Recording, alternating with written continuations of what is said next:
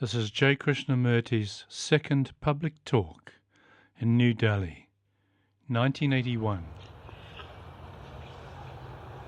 May we continue where we left off yesterday.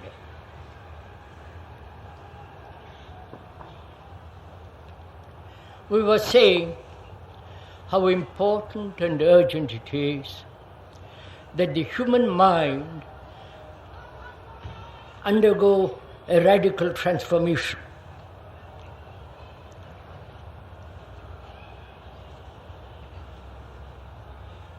Considering what the world has become,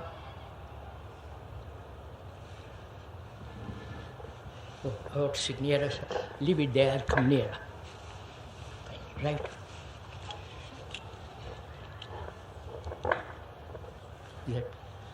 Is that better?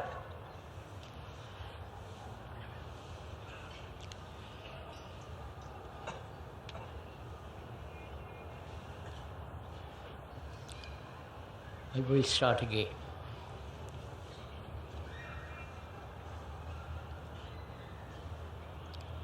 We're going to talk this evening over many things. We're going to talk about fear, basically.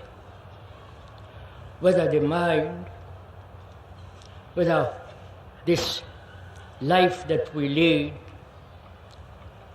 with a great deal of fear can ever be resolved.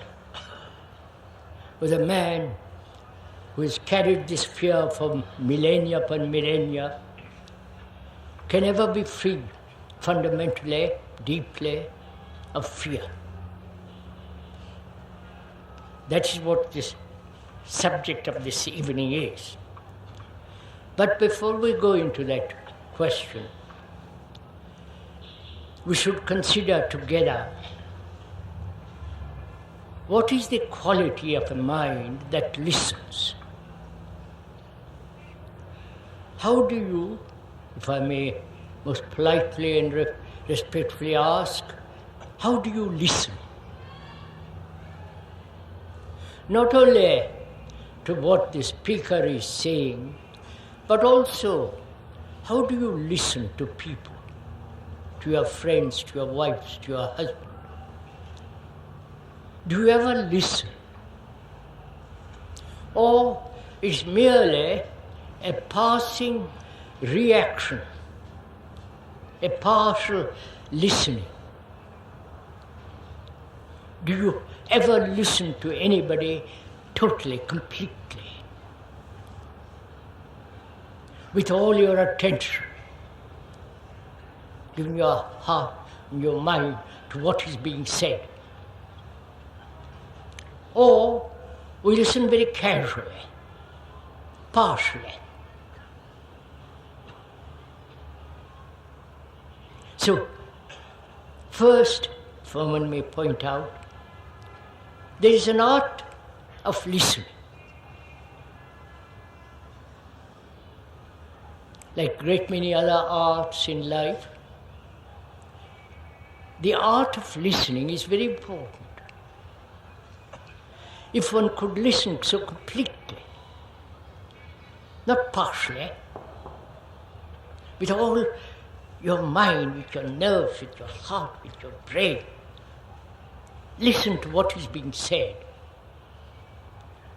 not interpreting it, what is being said, not translating according to what you would like it to hear, or as you are listening, compare to what you already know, then you actually are not listening. You're just wandering off in the sidelines. So could we find out how we listen, how you actually listen? Because that may be the clue to great depth in understanding. Not only what your wife, your husband, your other people say, but also what the speaker is saying. The speaker is not saying anything extraordinary. All that he's pointing out is that in listening, not only with the hearing of the ear, but at a greater depth, which is not merely an intellection, that is, trying to understand words and arguing with those words, but listening without any reaction, just to listen, as you listen to good music, as you listen to a bird of an evening before they go to bed. So there is an art to listening. Are you listening now? Or trying to understand what is listening? That is, you say something to me and I listen. So completely that there is communication between us, totally. There is not only verbal communication, but also non-verbal communication. Either it's a gesture, a look, a wave of the hand, and so on. There is verbal communication and non-verbal communication. We have, in listening, both are necessary. The understanding of the meaning of the words and also capturing the significance that lies beyond the word. Please, if you don't mind, find out how you listen, because that will show how your mind is operating, how you think, how you feel, to go into yourself and watch your own mind operate, function. And also, there is an art of seeing, to observe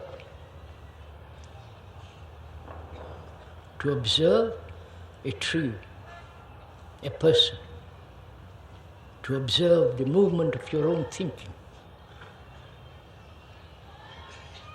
to observe your own reactions, your own loneliness, depression, sorrow, pain, to observe the quality of your mind, whether that quality is merely repetitive, whether it is having read great many books, it merely repeats what other people have said, or you are discovering that you are a second-hand human being, because that's how we live, on what other people have said, and discover whether you can find for yourself something original, something true. And so, in observing that, it requires a great deal of honesty. Honesty, not to some ideal, or try to be honest, but to see, to observe or aware the movement of your thought,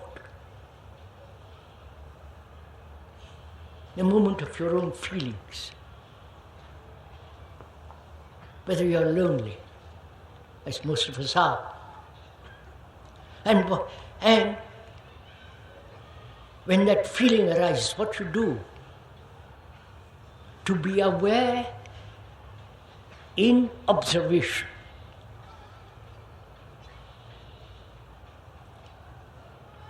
So there is the art of hearing, the art of listening, and there is the art of learning. And it's not difficult, all this. If you go into it, you will see it for yourself.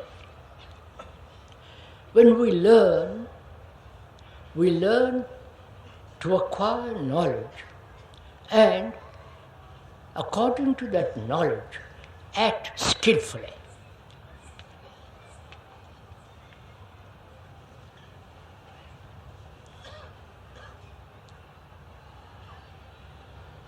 When we go to school, college, university, that's the whole process of learning, accumulating information, knowledge, and acting from that knowledge. That's what we are used to. That is, accumulate experience, knowledge, memory, act. And that's what we call learning. Like learning a new language. You study it very carefully, listen to the intonation of the speaker, and repeat after him. Learn the words. So gradually, through time, you have acquired a great many words, how to use the verbs, and make a sentence, and so on. That's what we are accustomed to. That's what we call learning. So that we can have a good job, to acquire security physically. But there is another kind of learning. Because knowledge is never complete about any subject.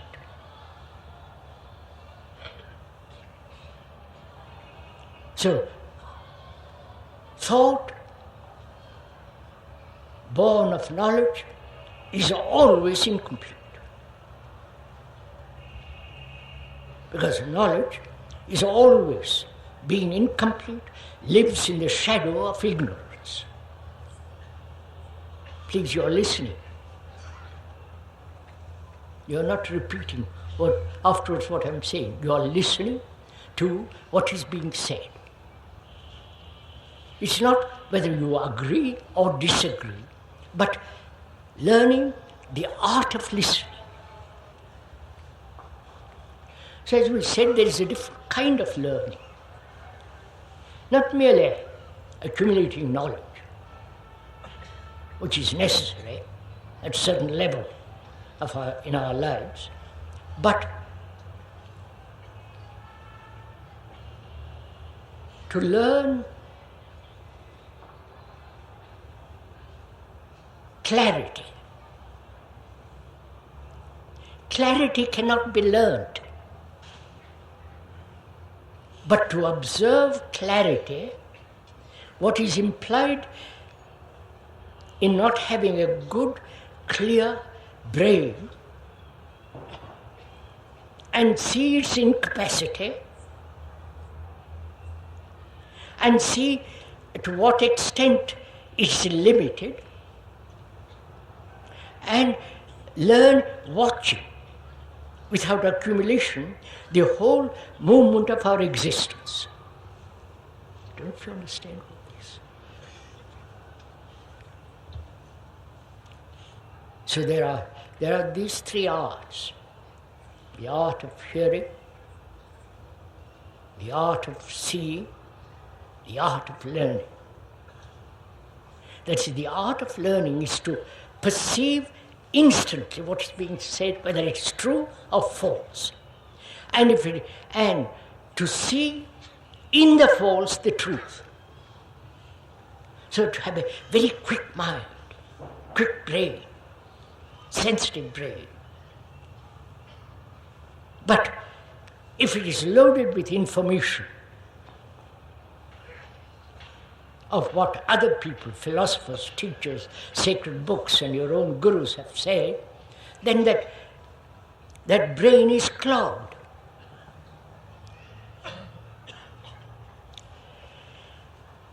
The speaker used to know a very well-known author. You could talk about any subject.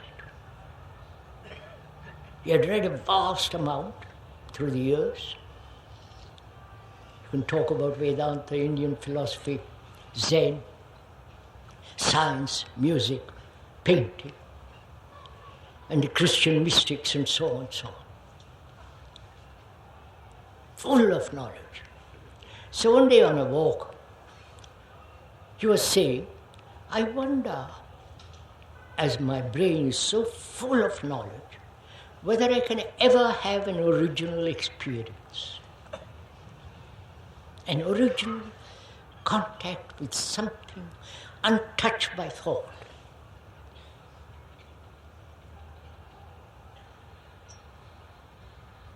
So, knowledge is important at a certain level. Otherwise I couldn't speak, we wouldn't be here. But there is an activity, or one has to perceive something beyond knowledge, which we'll go into when we talk about meditation and so on. So that's the first thing. Please find out how your mind is working, how your brain is active, whether it's merely reacting or whether the brain, which is always partial, all right, I'll go into it. Our brain is limited. That is, we are only using very, very small part of the brain. We are never using the whole of the brain. And that little part of the brain is conditioned by knowledge, conditioned by the desire to be secure, and so invent nationalism, which is tribalism, and so on. Now, to find out whether the whole of the brain can be active, not only just part of it, you have to inquire into the sensory responses.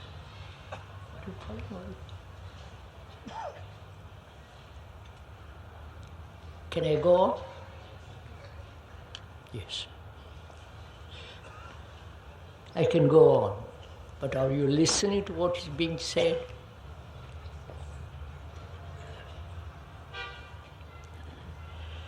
See, this brain is the center of all our sensory responses. It's obvious. And that we are only using part of it. And we're asking whether the whole of the brain can operate. It functions only, please just listen, don't accept this, just listen to it. I may be wrong, because we've discussed this question with scientists and so on, I may be wrong. But find out for yourself that we are acting, thinking, our brain is limited, it's functioning partially, and whether that the whole of the brain can be functioned fully. It's an important question to ask and to find an answer to it. It can operate only completely when all our senses are in full operation. Yeah? That is, only our senses are partial. Either we see things very clearly, with our optically, hear clearly, feel very clearly, and so on. but they are partial. One of the senses is not fully operating, or the other sense is fully operating, other is not. I don't know if you're following all this. Does all this interest you?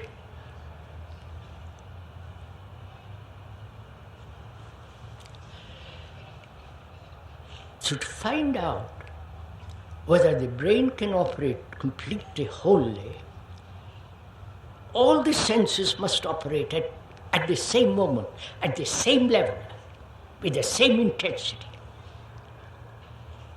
Then you will find when the total movement of all the senses are moving, there is no center from which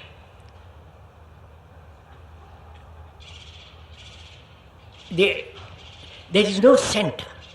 Let's put it that. There is no center. It's only when the partial sensory responses take place, there is a center. That's the beginning of the ego, the me, the self. So, I hope you're listening to all this.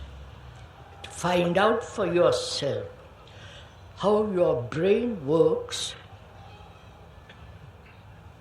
whether it is partially operating,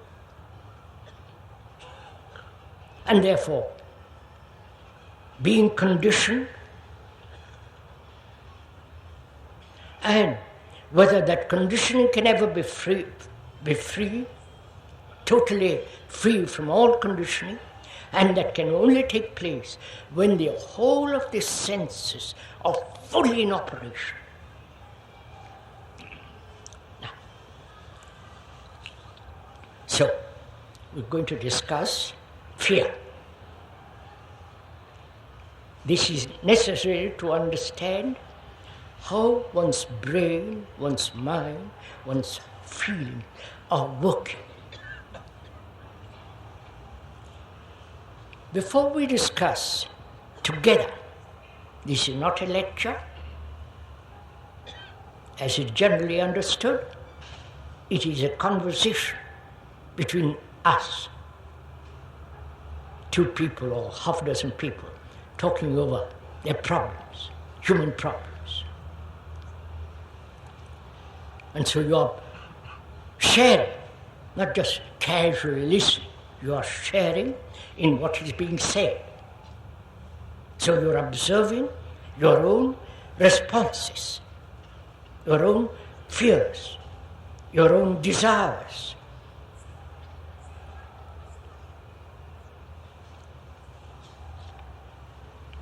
To understand fear, that is, the root of fear, one has to understand first desire.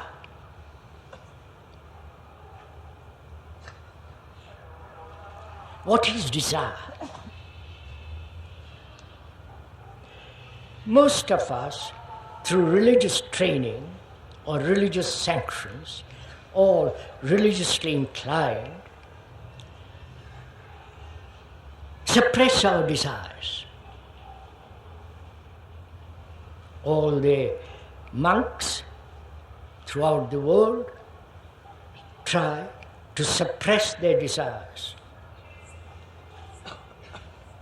or identify themselves with something greater than desire, and so hope to transmute desire. Or run away from desire, never looking at a woman, but always keeping your eyes closed on a book or something or other. You know all this. So we are trying to understand what is desire, not the object of desire. Right? You may desire for a better house or better government job or desire for something or other. We are not discussing the objects of desire, but together we are examining what is the root of desire. How does desire arise? What is its place? why human beings have always been driven by desire. So, to understand or to comprehend fully the nature of fear, we must understand also how desire arises. Now please listen to it so you are not listening to the speaker, but you are listening to yourself, finding out for yourself how desire comes. You have a desire for a sari you see in the window, or a shirt, or a suit, or a car. Desire is very close to envy.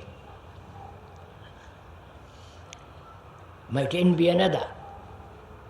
You might envy the speaker. Having a large audience and reputation, all that nonsense.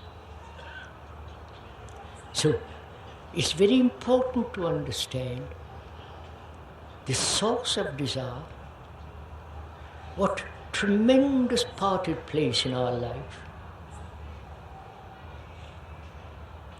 Desire is part of ambition. Desire brings about this competitive state, the competition between two nations, competition between two people. Desire is at the root of that. And to go into it very deeply, though the speaker describes it verbally, you are actually observing your own desire. If you're at all aware of your desire, you want to be something more beautiful, taller, shorter, curly hair, God knows what else. So, it's important to understand how desire arises. The speaker will explain step by step, but you are listening, you are listening to your own desire, observing it, closely following the movement of the desire.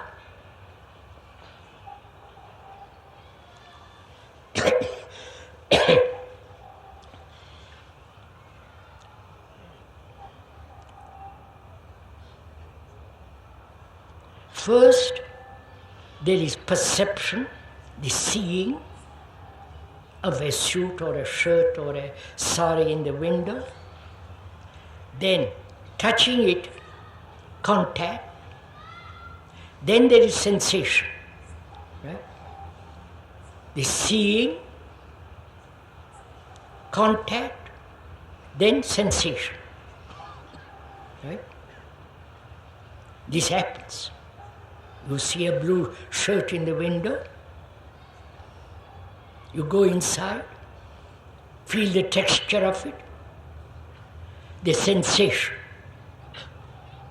Or you see a car, beautiful car, I don't know if there are beautiful cars in India, the beautiful cars, then you touch the surface of it. From that touching, you derive a sensation.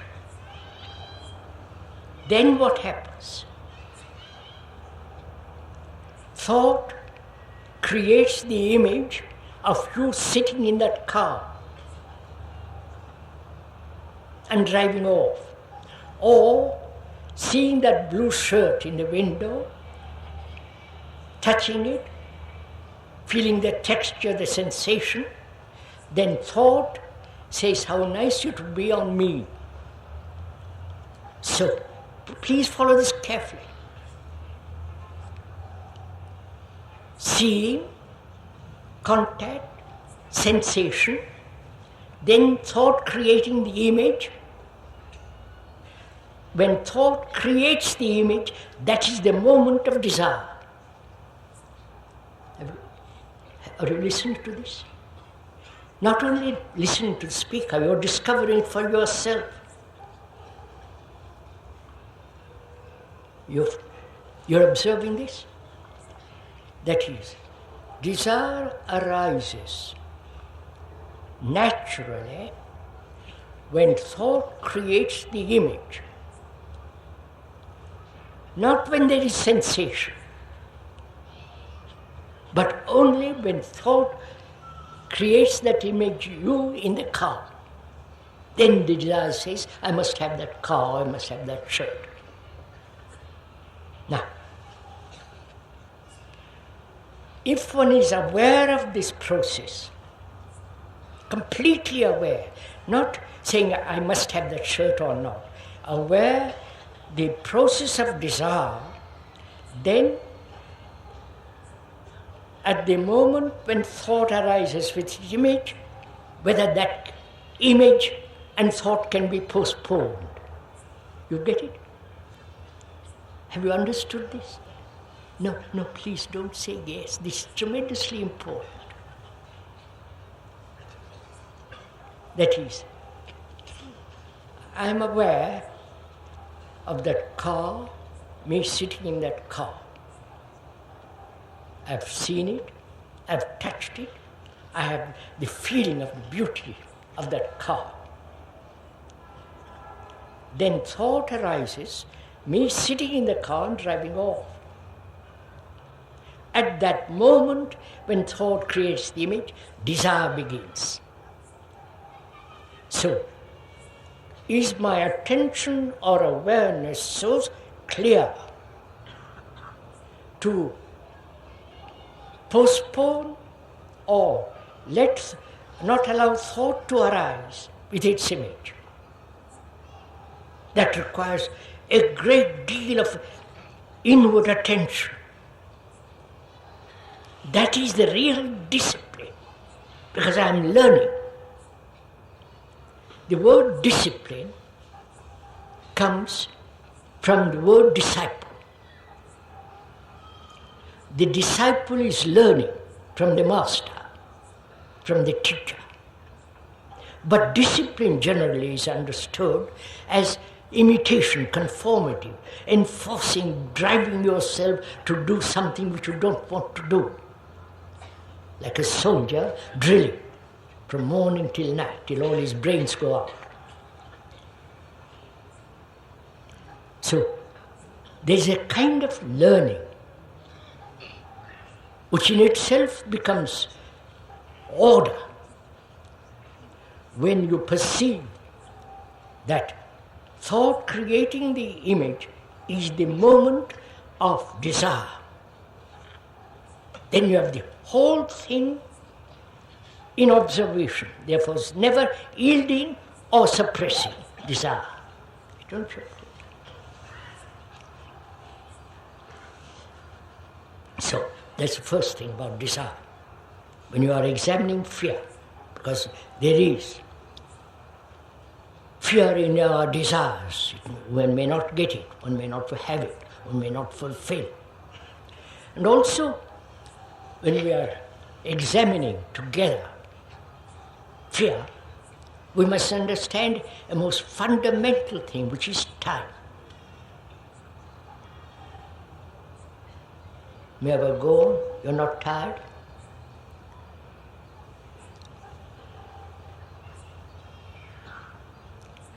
What is time?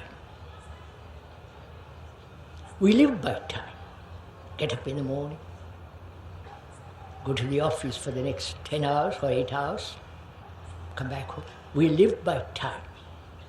That is by the watch, chronologically, by sunrise, sunset. That is and our brains have evolved through time. It's not your particular brain, it's the brain of humanity. I won't go into that for the moment. So, time is part of our life. Growing from childhood to adolescence, middle age, and dying. All that involves time. Learning a language, learning a new skill requires time. To go from here to your house requires time. This is to cover the distance from one point to another point. So all that is time, which is according to sunrise, sunset, according to chronology, according to a watch. But also there is another kind of time, this inward time. That is, I hope to be happy. That is in the future. I hope to succeed. I am this, but I will be that. I'm unhappy now, but give me time, I will get over it. So there is time by the watch, by the day, by the stars, and also there is psychological time. This is not complex, just pointing out. And please listen to it. So time, yesterday, today, and tomorrow. That is, the past modifying itself in the present and continuing in the future. Right? This is what we are doing all the time. This is called progress. This is called evolution. This is called ascent of man through knowledge. Right? I have learned, or I have had pain yesterday, physical pain, it has been recorded, and there is a fear that it might happen again. That is time. So there is yesterday's remembrance, modified by the present, continued into the future, psychologically. That is, I am violent today. I hope through time, through an ideal of non-violence, I will achieve non-violence, which is nonsense. Now, let's take that one example and look at it. I'm violent. All human beings have the seed of violence in them.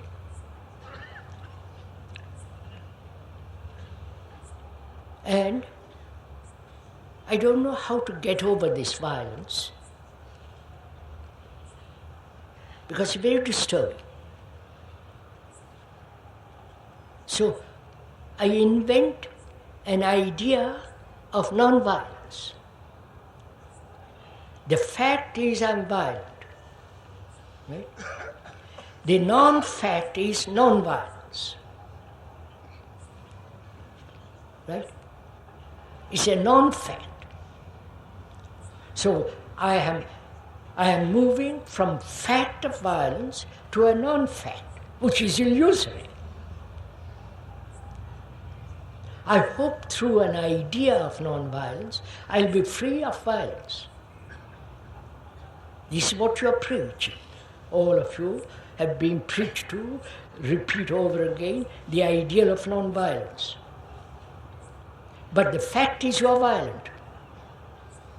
It takes time to arrive at non-violence.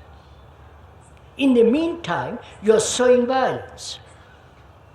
I don't know if you're following all this. Whereas if you face the fact without the idea of non-violence, you can deal with it. But if you're all the time pretending to be non-violent, Because you are trying to be non-violent, which is pretense, whereas actually you are violent.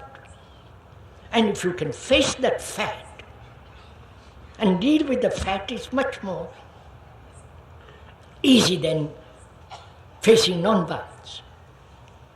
So, time, desire and time are part of the fact of fear.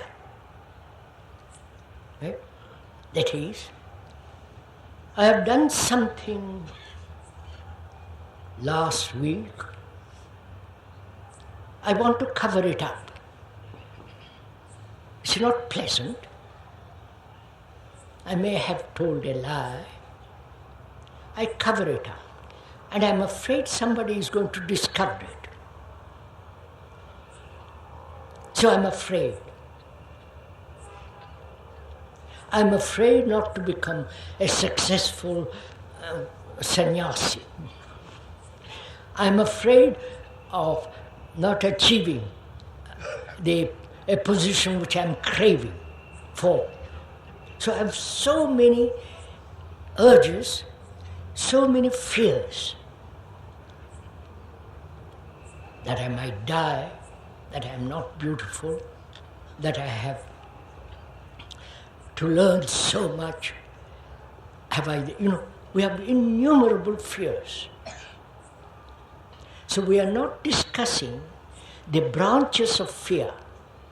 You understand this? We are not discussing various branches of fear, but fear itself. Are you following this? Not what you are afraid of, but what is fear? You understand?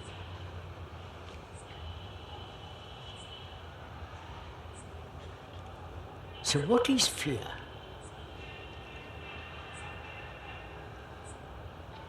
See, fear of the unknown, fear of something, fear from something. So there is a cause to fear, right? The cause may be that I have done something wrong and I don't want you to discover it because I'm pretending to myself I'm a great man. And there is the fear of discovery. I am not talking of what I have done which causes fear, but fear itself. You understand the difference? Fear in itself, fear about something. Are you trying to hide behind the light? Right.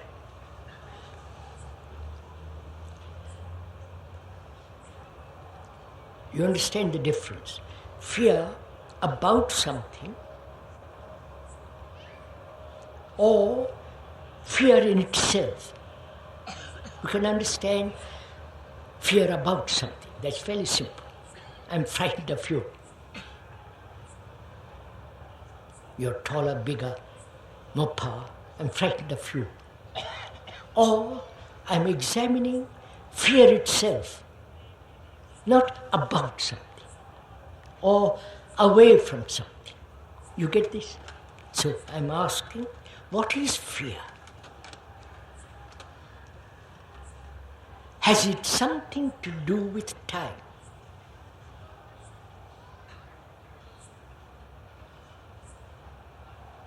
Has it something to do with the future?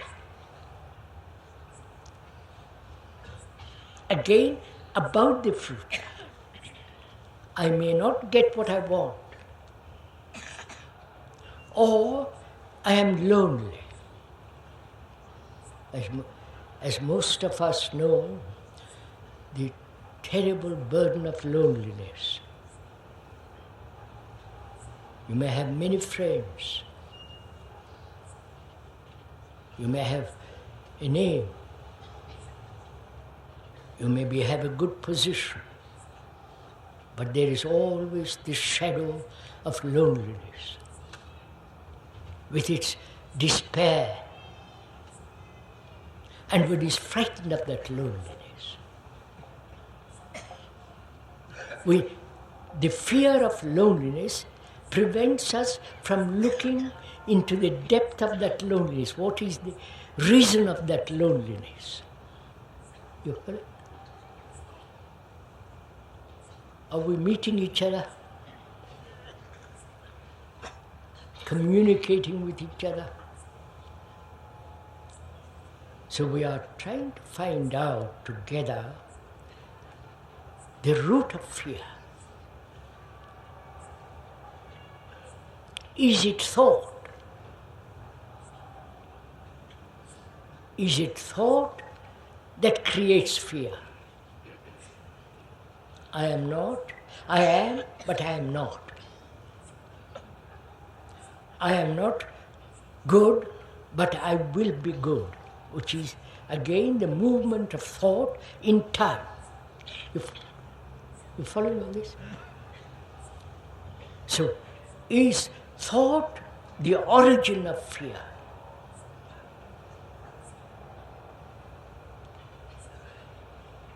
That is, I think I'm quite secure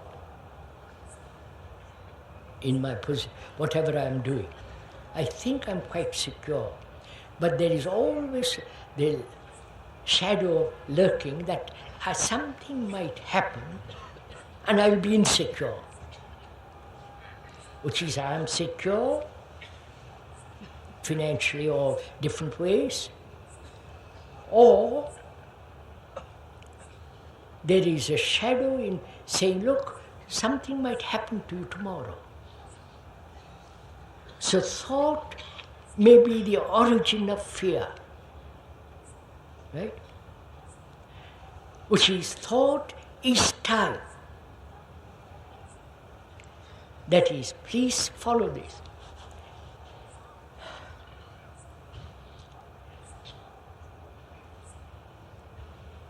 How one demands explanations. One doesn't see it instantly, the truth of this.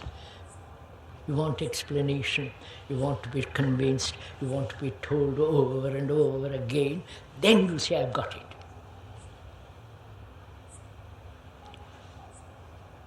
That is, what is the root of fear? Is it thought?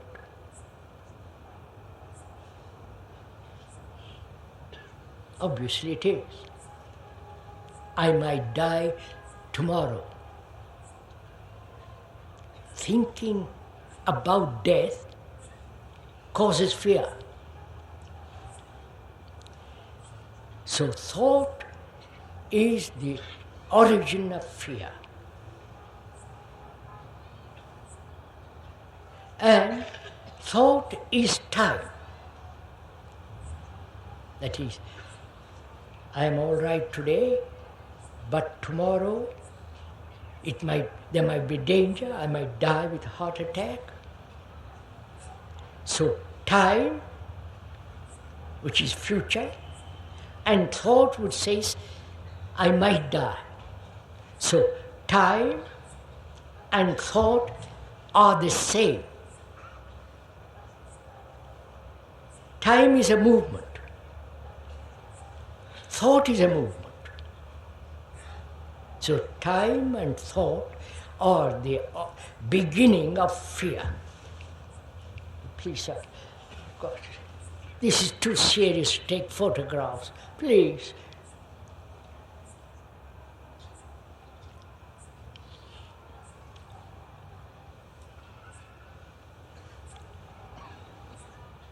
So this requires your attention.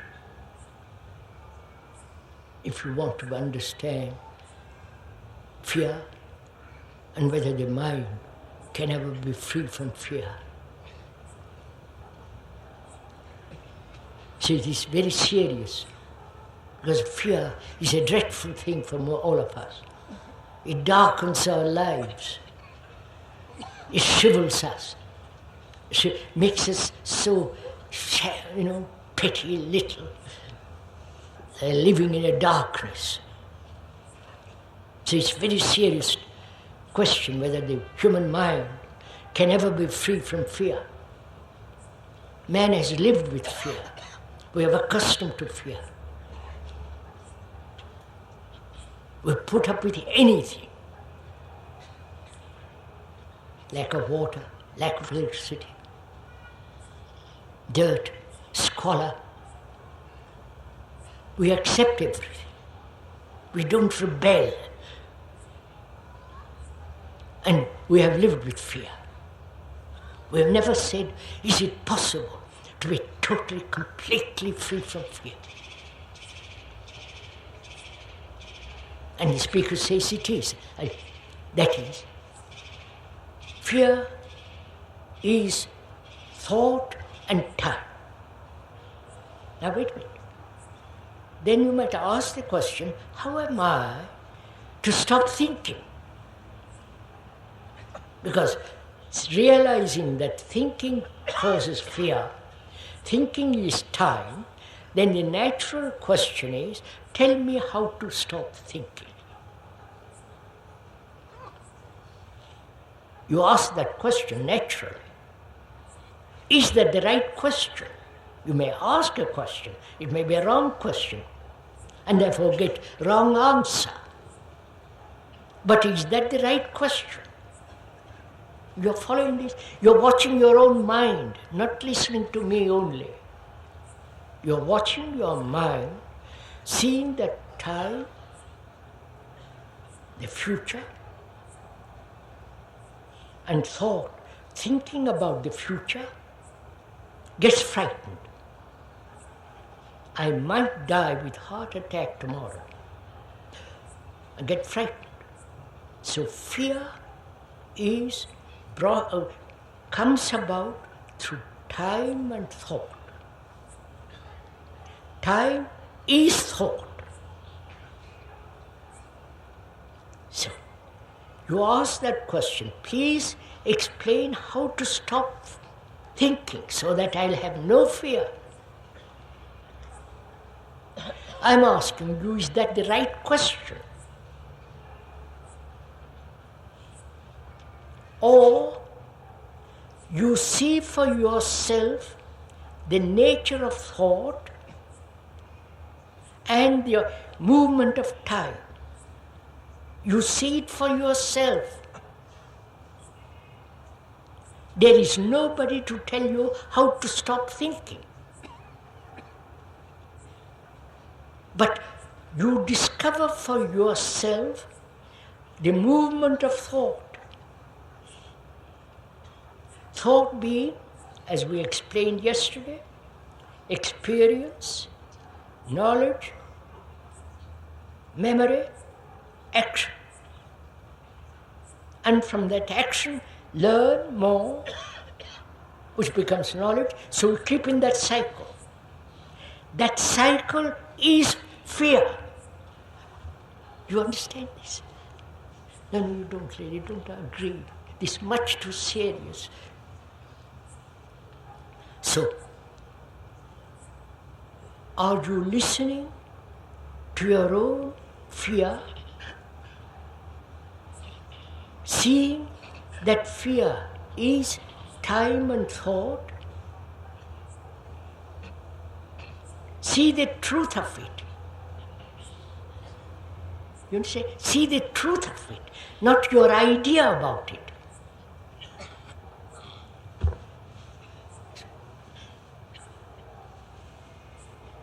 That is, sir, you've explained to me very carefully the nature of desire, the nature of time, and you are saying, after explaining a great deal, that thought is the root of fear. And thought is also time. So time, thought, is the root of fear. You have told me that. I've listened to you very carefully. I paid great attention to what you have told me. It's no longer yours, it's mine. I've understood. I've seen thought is the real root of fear. Do I actually see the fact of it or the idea? You understand the difference? I hear you say this to me. I generally form an abstract of it, which becomes the idea. Right? So either I form an idea, which is an abstraction from what I have heard, or I actually see in myself the nature of fear. How fear arises when thought is in operation, which is time. So, please listen to me. I remain with that fact. I don't move away from that fact. I don't try to stop fear. I remain with that truth. Are you doing that? You understand? I have put away the abstraction altogether, because ideas don't clear up fear. Beliefs don't clear up fear. I can go to the temple day after day. It won't clear. Those are all abstractions. But the fact is, I'm frightened. I'm frightened because of thought, which is time. That is the truth, and I remain there. My mind refuses to move away from that fact, which is the truth. What happens there? Find out.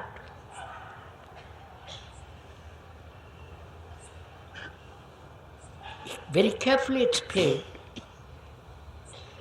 the nature of time, the nature of desire, and examining the root of fear. The root of fear is thought. Not how to stop thought. That's a silly question. But to remain without any movement with that absolute fact. Are you doing this? You understand my question? Are you? If you are serious, are you doing this? That is, you have watched your fear arising, and you realize it is thought, and thought has saying, tomorrow I might die, and fear arises from that thought, and not how to stop thought. This movement is you. You understand? I wonder if you understand. This movement of time, thought, desire, fear is you. But if you try to go beyond yourself, you are escaping from the truth, from the fact. So, give all your attention to the fact. Then you will see fear completely disappears.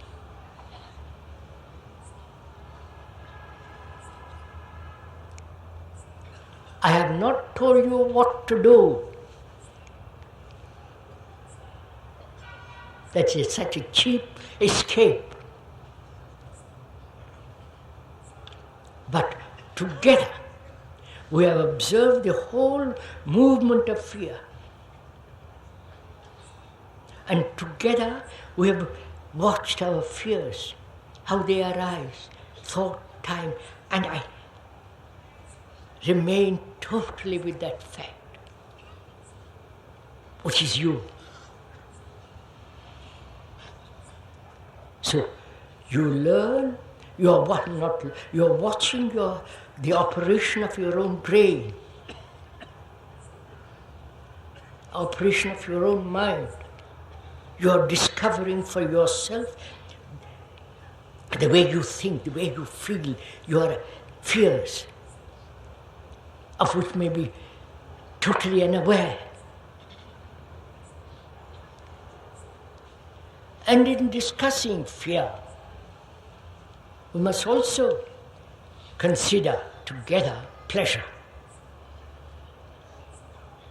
Because they're the two sides of the same coin. We said this whole movement of fear, desire, time and so on is you. That's what your consciousness is. You can't escape from your consciousness. You are that. So remain with that. When you remain with it, give all your attention to it, like bringing a strong light upon something which is dark. Attention is that. That dispels the whole pattern of fear. And also, in considering fear, we ought to also consider pleasure. Because pleasure brings also pain, fear. Most of us, through past millennia, have sought pleasure, sexually, or pleasure of the intellect, or the pleasure of devotion, which is romanticism, or the pleasure of popularity and all that business. We are always seeking pleasure. Ultimate pleasure is, of course, Brahman, or your invented God. I do not know if you have realized, thought has created God. Right? God hasn't created you to live a miserable life, but we have created God, thought has created, and we worship that which thought has created, which becomes rather silly. So, we have to examine pleasure. The pleasure of ambition, the pleasure of possession, the pleasure of being an ascetic, the pleasure of sex. What is pleasure?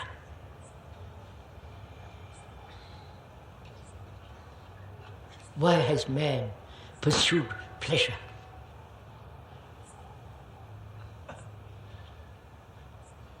What is the movement of pleasure? You see a beautiful sunset.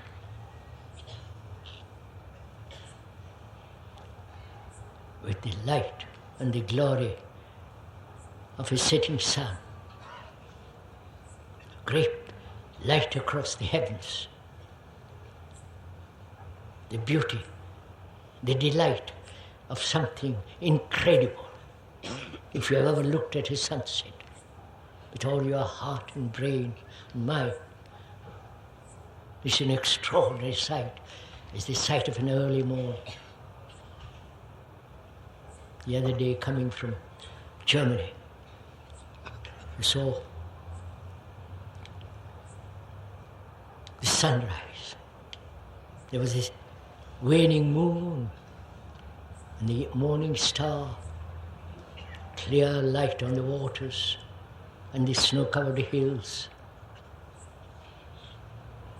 And there was great beauty, which no painter, no poet, nobody could describe. There was a delight in that.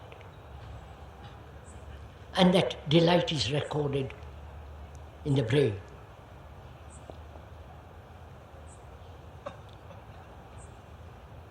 Then that pleasure is remembered, and you want that pleasure to be repeated. The repetition is no longer pleasure, it becomes memory as pleasure. It is not the original experience, the original perception of that waning moon, the clear sky with that low single star, and the beauty of that light on the water. That remembrance is pleasure, not at the moment of perception. You follow? At the moment of seeing, there was no pleasure, there was that. But it has been recorded, then there is remembrance of that, and that pleasure is the remembrance. And the demand for that pleasure to be repeated. Sexually, this is what we do. And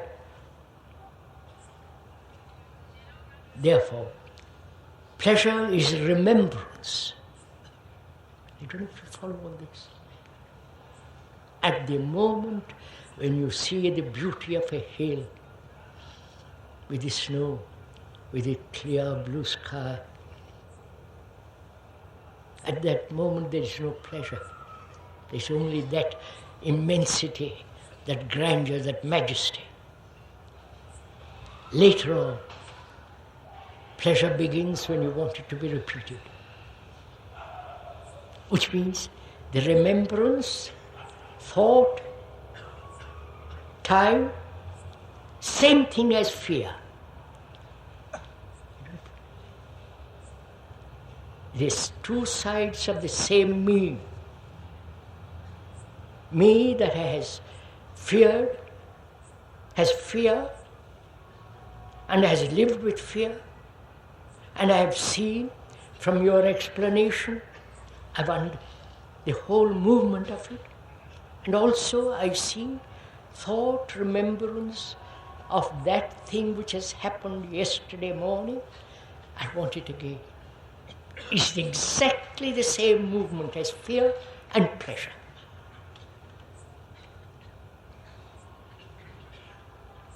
So our minds, our existence is caught between these two. Reward and punishment. That's our life. That's me, you, the self that lives, has its root in this. Time, thought, pleasure, fear, reward and punishment. Heaven is there if you do the right thing. If you don't, you go to hell. The same thing repeated over and over again. So,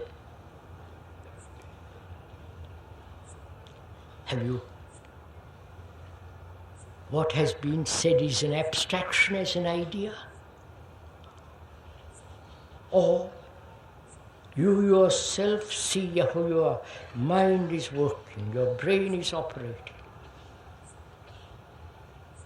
That you yourself see the truth, that thought, time is the root of fear. As time and thought is the root of pleasure. So they're both the same. You understand? You discover fear is pleasure. Understand?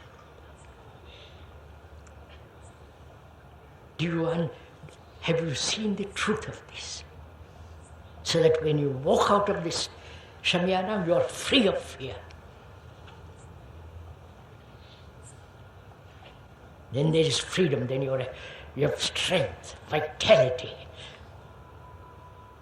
to fight all this ugliness in the world. Answer us.